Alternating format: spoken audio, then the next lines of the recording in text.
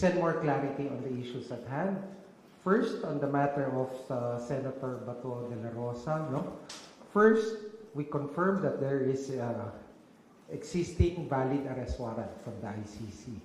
He is charged as a co-perpetrator in the crime against humanity.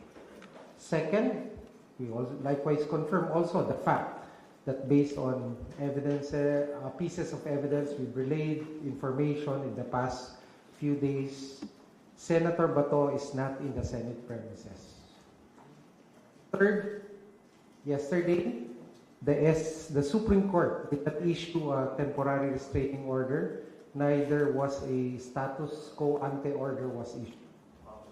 But the main case is still pending with the Supreme Court. Fourth, the arrest warrant is enforceable.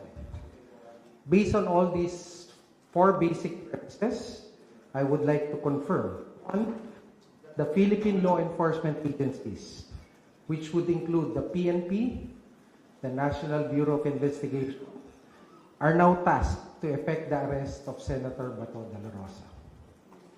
Senator Bato is a fugitive from justice, and he should be brought to the ICC to face the charges before him. Okay. On the matter regarding the ongoing the panel, the investigation of the DOJ panel on the events that transpired from May 11 to May 14. It's ongoing. We are in receipt already of the report from the GSIS. We are already also in receipt of the complete report from the NBI. The PNP asked for some time to collate, remember the press briefing I had together with General Nartates and Secretary John Vic at the Office of the President the other day. The PNP is collating all documents and will be transmitting it to us soon. Next, we also made a request to the MMDA for all footages related to, especially during May 14, after the 2:30 a.m. Apparent escape of Senator Bato from the Senate premises. Our panel also would be inspecting physically. The exact time would be either tomorrow or today. We'll be visiting GSI's premises, and there's request also for a similar visit also to the Senate premises where the event transpired. Okay, so I can take Paulo. I can take one or two questions.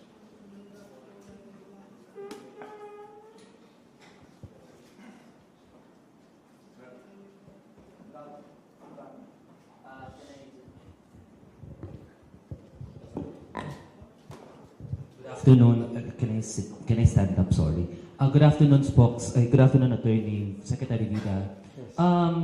Given the pronouncement you've announced earlier that you are now directing the law enforcement agencies to conduct an operation, do you know?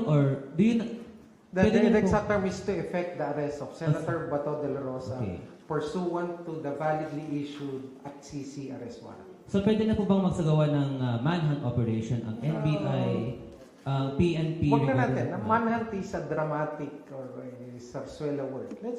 They will effect the arrest warrant. Okay. But have you also communicated with the NBI regarding that matter? Nakipag-usap na po ba sa inyong NBI regarding that matter from yesterday? Kasi we tried reaching the NBI and they said na wala rin po silang pwedeng comment na may ibibigay po nila yan sa inyo. Ngayon, nagsabi na po kayo na pwede nang ma-enforce yung warrant. Can you now direct the NBI to take part or do an operation regarding that case?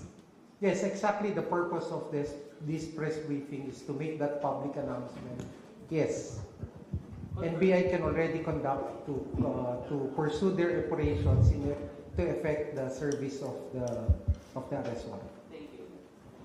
Hi, Sir Camille po from TV5. Meaning, sir, hindi na kumbaga wala na sir yung conditional arrest nung Friday na kapag nag-attempt siya na umalis ng bansa, saka lang siya hulihin. So ngayon, ibig sabihin, kahit nandito siya sa bansa, makita siya, pwede na siyang damputin, arestuhin. Ganun na po, sir. Tama yan.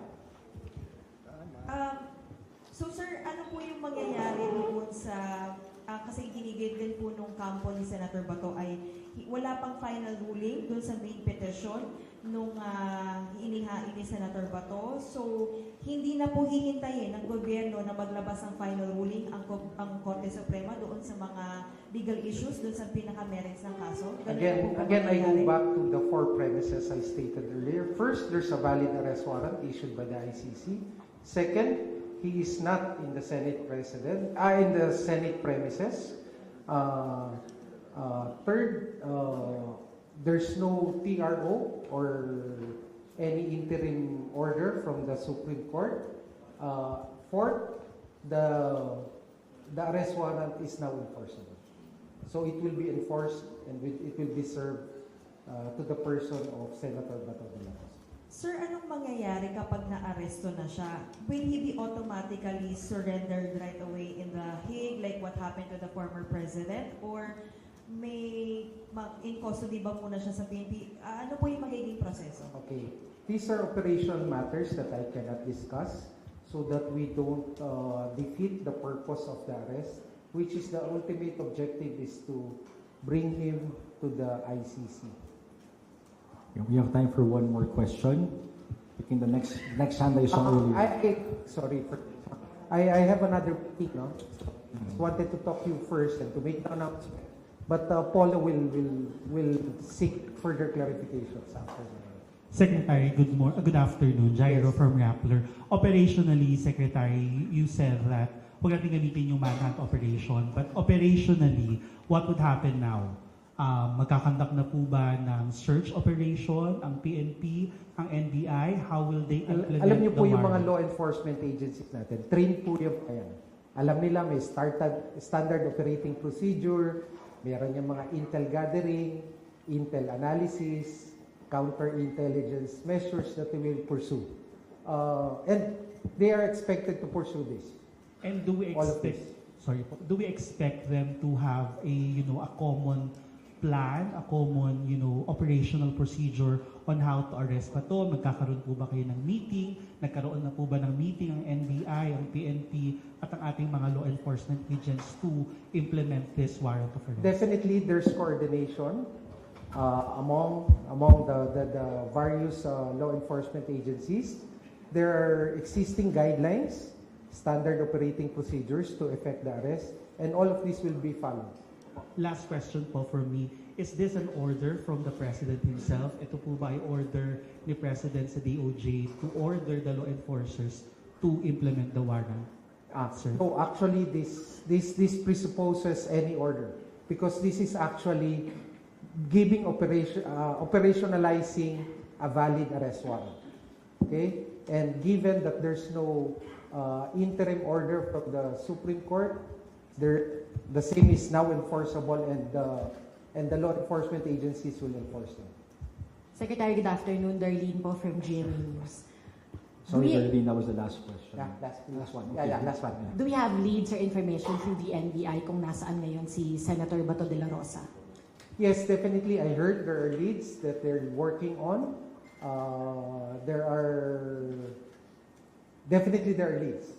As to the exact leads, I cannot discuss them. First, I'm not privy to those leads. They are available to our law enforcement agencies and to their units, and let them do their work. Timetable po, Secretary, meron po ba? Timetable, pwede ba mamaya, alauna? Hopefully we do it as fast as we can.